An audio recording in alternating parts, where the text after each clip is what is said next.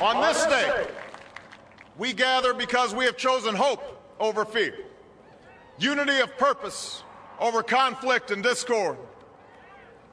On this day, we come to proclaim an end to the petty grievances and false promises, the recriminations and worn-out dogmas that for far too long have strangled our politics.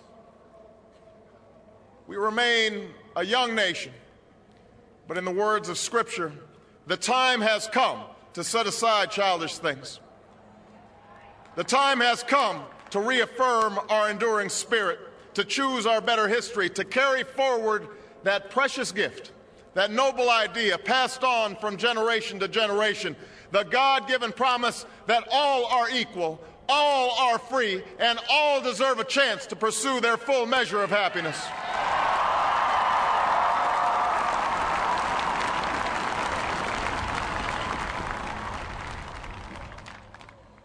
In reaffirming the greatness of our nation, we understand that greatness is never a given.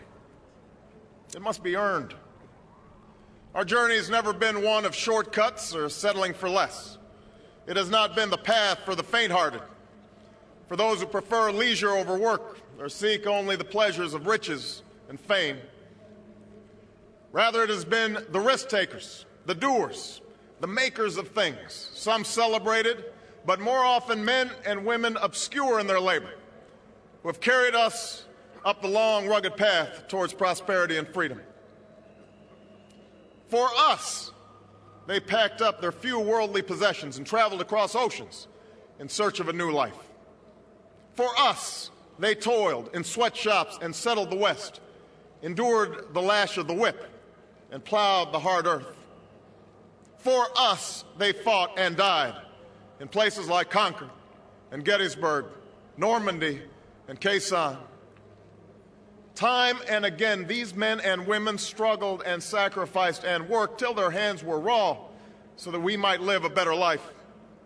They saw America as bigger than the sum of our individual ambitions, greater than all the differences of birth or wealth or faction.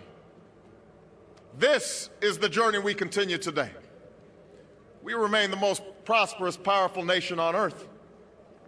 Our workers are no less productive than when this crisis began. Our minds are no less inventive, our goods and services no less needed than they were last week or last month or last year. Our capacity remains undiminished. But our time of standing pat, of protecting narrow interests and putting off unpleasant decisions, that time has surely passed. Starting today, we must pick ourselves up, dust ourselves off, and begin again the work of remaking America.